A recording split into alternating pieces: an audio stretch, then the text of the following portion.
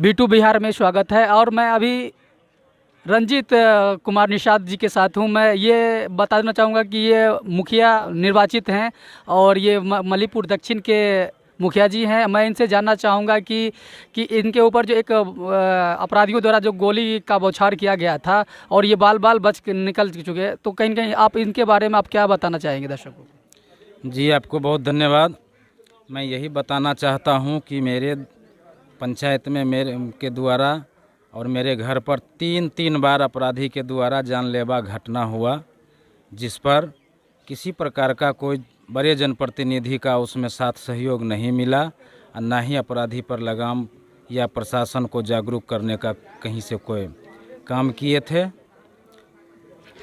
तो मैं बता दूं कि एक जो जिम्मेदारी होता है, जो किसी भी प्रतिनिधि के ऊपर जो किसी तरह की अपराधी द्वारा घटना का अंजाम दिया जाता है, तो उस पर उसका जो मालिक होता है प्रतिनिधि का, वो एमएलसी होता है। और उस समय के एमएलसी रजनीश कुमार थे। जी, रजनीश बाबू थे। तो कहीं न कहीं रजनीश कुमार उस अपराधी के द्वारा जो एक हत्या करने का जो एक षड्यंत्र था, उसके द्वारा उनके द्वारा उसके अपराधी के द्वारा एक गोली इनके ऊपर चलाया गया। लेकिन उस वक्त तक कोई भी इनके ऊपर सहानुभूति नहीं दिखा एमएलसी साहब का।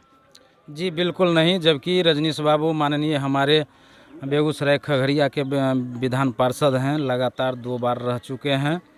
और मलीपुर दक्षिण पंचायत अंतर्गत सिमरिया घाट में मास मेला लगता है, कुंभ मेला लगता है, महाकुंभ मेला लगता है, जिस मेला में निरंतर एक संपूर्ण मेले तक वो गंगा महाआरती करते हैं, जिनका वो अध्यक्ष होते हैं और वहाँ बराबर आते जाते रहते हैं। लेकिन 3 बार घटना के बाद भी उनको यह नहीं हुआ कि एक बार जाके उनसे मिल लें, उनका हालचाल पूछ लें कि क्या उन पर बीत रही है। लेकिन ऐसा उनका कहीं से कोई नज़र नहीं आया और ना ही हमको फ़ोन पर भी वो बात किए। अच्छा, इस जो घटना घटी है, क्या वो अपराधी पकड़े गए हैं या नहीं? जी, कुछ दिनों के बाद स्थानीय पुलिस के द्वारा नहीं, एसटीएफ का गठन हुआ। एसटीएफ के द्वारा वो सारे के सारे अपराधी पकड़ा गया और फिलहाल अभी जेल में है। तो कहीं न कहीं अपराधी अभी भी जेल में हैं और इनके ऊपर एक जो डर का जो अभी भी वो झलकता है, जो उस दृश्य झलकता होगा जब इनके ऊपर गोली चलाई गई थी, तो एक वो अभी भी कहीं न कहीं आपके चेहरे से, भाव से पता चलता है कि कितना उस वक्त आप सहमे होंगे। ये सर भूलने की बात है। जिस तरह से हमारे ऊपर जानलेवा हमला हुआ, ना हम समझते हैं कि भगवान किसी को उस तरह से दें। आज भी वो याद आता है तो शरीर कांप उठता है कि उस तरह से हमला जो किया गया वो बहुत निंदनीय रूप से किया गया। ऐसा नहीं होना चाहिए और इसमें चाहिए कि जनप्रतिनिधि का जो बड़े जनप्रतिनिधि बनते हैं उनको इस पर पहल करके सुरक्षा मुहैया करावें या उनकी जान माल की सुरक्षा करें। ऐसा कहीं से प्रतीत नहीं हुआ। जी बिल्कुल। और मैं आपको बता दूं कि जब भी कोई एमएलसी का जो रोल होता है, जितने के बाद तमाम तरह की जो एक समाज के अंदर और मुखिया के और वार्ड सदस्य के तमाम तरह के लोगों को सुविधा प्रदान किया जाए, तमाम तरह की जो योजना होता है उसको लागू करवाया जाए।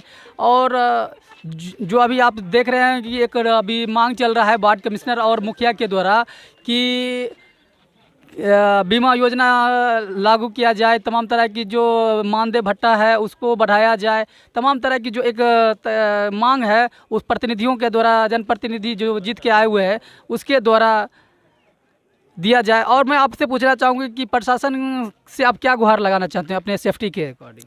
जी, मैं प्रशासन से यही कहना चाहता हूँ कि जो पंचायत में, चाहे वार्ड सदस्य हो, मुखिया हो, पंचायत समिति हो, सरपंच हो, सारे लोग बहुत कठिन काम करते हैं। पंचायत का जो भी सारा दायित्व होता है, पंचायती करना, योजना करना, समाज को जाति अंतर्जाति से भी समन्वय बैठाना, उसमें बहुत कठिनाई होता है, जिस पर अपराधकर्मी के द्वारा निशाना बनाया जाता है।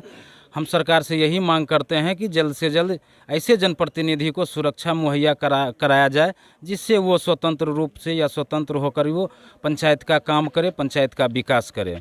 जी, मैं एक और सवाल पूछना चाहूँगा कि आप पे जो गोली चलाया गया था उस समय उसका क्या रंजिश हो सकता है जो आपके ऊपर गोली चलाया गया था?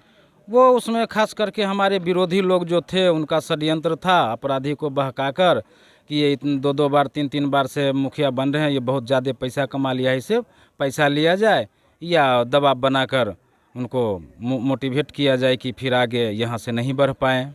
यही रंजिश था। जी, कहीं न कहीं एक जो होता है कि किसी को नीचा दिखाने के लिए समाज में क्योंकि अच्छा काम कर रहे हैं और इनका पॉपुलैरिटी बढ़ रहा है, इनका जो एक समाज के बीच एक इमेज है जो निखरता जा रहा है, उसको रोकने के लिए इस तरह का इनके ऊपर फायरिंग किया गया। मैं आप V2 में आए और अपना बहुमूल्य समय दिए, इसके लिए आपको बहुत बहुत धन्यवाद। जी, आपको भी V2 चैनल का बहुत बहुत धन्यवाद।